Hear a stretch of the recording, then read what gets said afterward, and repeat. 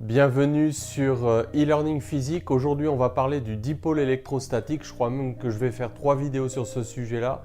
On me l'a demandé sur la chaîne, on m'a dit est-ce que vous ne pourriez pas traiter les dipôles? Et c'est vrai qu'on a fait une série de vidéos assez complètes sur l'électrostatique et le théorème de Gauss, mais on n'a pas encore parlé du dipôle. Donc voilà, je réponds à cette demande. Donc on va parler de l'intérêt et des définitions concernant le dipôle électrostatique.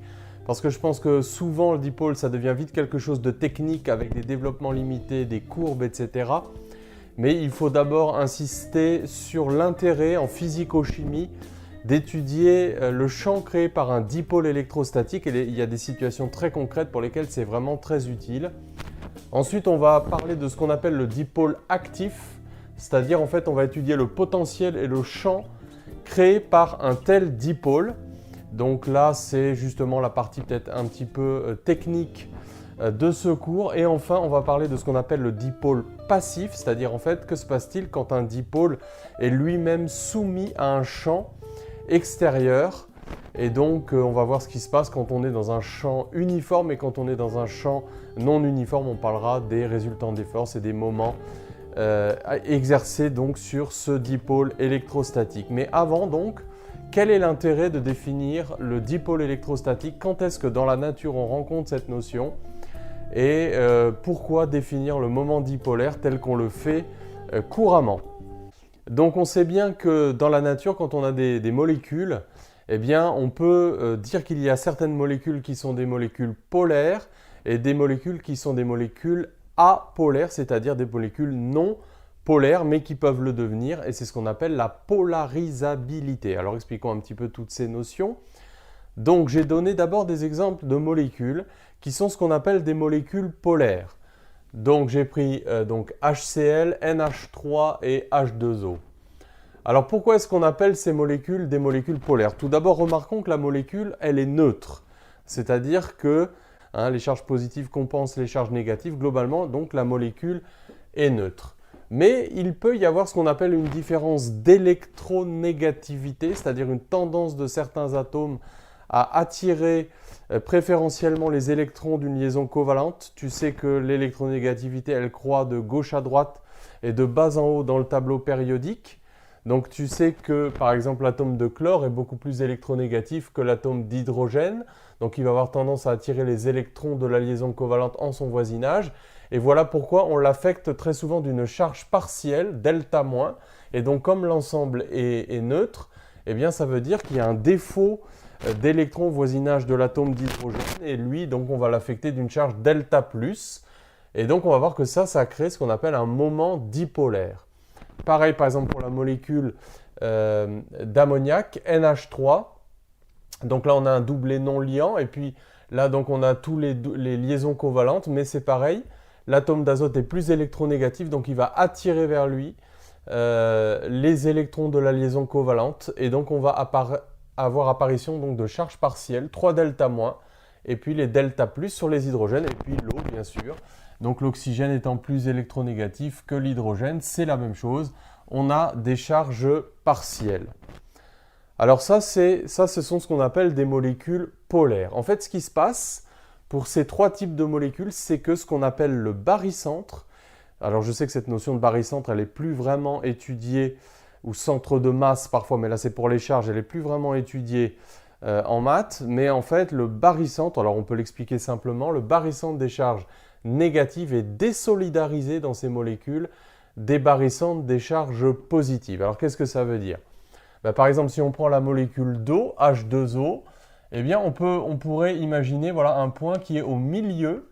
Ici, c'est ce qu'on appellerait le barycentre. Quand on n'a que 2 points avec les mêmes charges, il est simplement au milieu. Et donc, on va l'appeler P, ce point, parce que c'est une charge positive. Et on va l'affecter de 2 charges partielles, donc 2 delta+, la somme des charges partielles portées par les atomes d'hydrogène. Le barycentre de la charge négative, lui, il est sur l'atome d'oxygène. Donc là, il n'y a rien à faire, puisque voilà, c'est l'oxygène qui sera le barycentre. Alors si j'appelle N, c'est pour négatif, c'est pas parce que c'est un atome d'azote, mais c'est P positif et N négatif, la somme des charges moins, la somme des charges plus. Quand on a la molécule d'ammoniac, pareil, le barycentre des charges moins, il est sur l'azote. Par contre, alors là, on a un triangle équilatéral. Et donc au centre de gravité de ce triangle équilatéral, donc on aurait le barycentre des charges plus, P, et on peut l'affecter donc de la charge totale 3 delta plus. Et puis là, les barycentres, ce sont les atomes eux-mêmes. Donc on voit qu'à chaque fois, en fait, ce qu'on fait, c'est qu'on regroupe les charges positives et on cherche ce qu'on appelle donc le barycentre. Là, j'ai donné des exemples très simples, c'est le milieu, le centre de gravité. Voilà, je ne vais pas donner de définition générale de ce barycentre, mais c'est l'idée.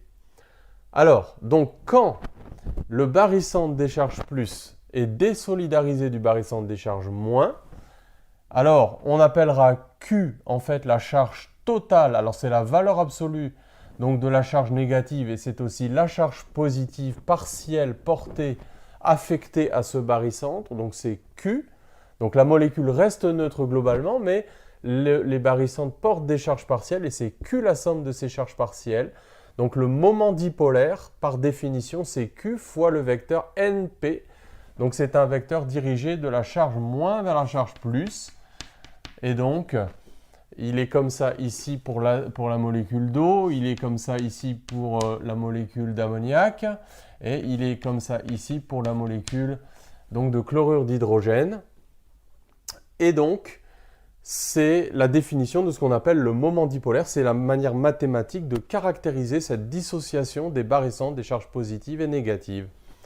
Alors de façon générale, la définition du moment dipolaire, c'est la somme sur I des QI OPI quand on a une collection ponctuelle de charges. Voilà, on pourrait imaginer que ça, on le représente par une collection de charges avec une origine O au repère et puis donc les PI qui portent les charges QI. Et donc globalement, il faut que la somme des QI soit égale à 0, c'est-à-dire qu'il faut que la charge totale soit nulle. Et donc à ce moment-là, quand le barycentre des charges positives est désolidarisé du barycentre des charges négatives, ce qui n'est pas toujours le cas, on va le voir tout de suite, eh bien on peut définir ce qu'on appelle le moment dipolaire, sinon on peut le définir aussi, mais il est nul. Alors, les molécules apolaires sont des molécules pour lesquelles justement ce moment dipolaire est nul. On comprend tout à fait que dans une molécule symétrique type dioxygène, diazote, dihydrogène, voilà, là on n'a pas de moment dipolaire, et puis CO2 c'est pareil, on a des charges partielles, mais en fait par symétrie, le barycentre des charges moins est au milieu, et donc cette molécule est apolaire, le moment dipolaire permanent est nul, donc elle ne possède pas de moment dipolaire permanent. Pourtant, si on applique un champ électrique extérieur, on peut polariser ces molécules-là, alors on verra ça plus tard, avec notamment le modèle de Thomson de l'atome d'hydrogène. On en reparlera plus tard, sûrement dans la 3e vidéo. Donc, définition, le moment dipolaire QNP. L'unité, c'est en coulomètres dans le système international. Sachant que donc, à l'échelle des molécules, Q est de l'ordre de la charge élémentaire, bien sûr souvent un sous-multiple, enfin voilà, une fraction de la charge élémentaire, 10-19 coulombs, 1,6-10-19 coulombs. La distance interatomique de l'ordre de l'angstrom, 10 puissance moins 10 mètres, 0,1 nanomètre. Eh bien, on voit que le coulomètre, c'est une unité qui n'est pas du tout adaptée. Ça veut dire que le coulomètre, c'est une unité beaucoup trop grande. Donc, on a défini le 2 by, donc qui, grosso modo, c'est 10 puissance moins 29 coulomb mètre, donc 1 tiers 10 puissance moins 29 coulomb mètre. Donc c'est une unité adaptée, ça veut dire que les moments dipolaires usuels sont de l'ordre de 1 de by, donc 1 tiers 10 puissance moins 29 coulomb mètre. Alors, pourquoi c'est important d'étudier donc les dipôles électrostatiques? Comme on l'a dit, les molécules, regardez, on va le voir à ce qu'on appelle dans l'approximation dipolaire, c'est-à-dire à grande distance par rapport à leur taille, donc vont être modélisées par ce dipôle et on va pouvoir calculer le potentiel et le champ et l'énergie potentielle d'interaction entre les dipôles.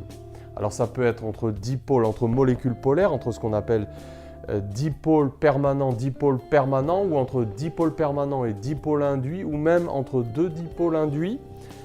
Mais dans le cas général, l'énergie potentielle donc décroît en 1 sur la distance entre les molécules à la puissance 6 et la force qui est moins gradient de l'énergie potentielle, donc en norme, décroît en 1 sur R à la puissance 7. Donc voilà comment, par exemple, les liaisons hydrogènes qui joue un rôle tellement important en chimie pour les solvants polaires, etc. Donc on va voir que voilà, on peut caractériser, quantifier cette interaction entre dipôles grâce à cette théorie du dipôle électrostatique. Donc c'est très précieux.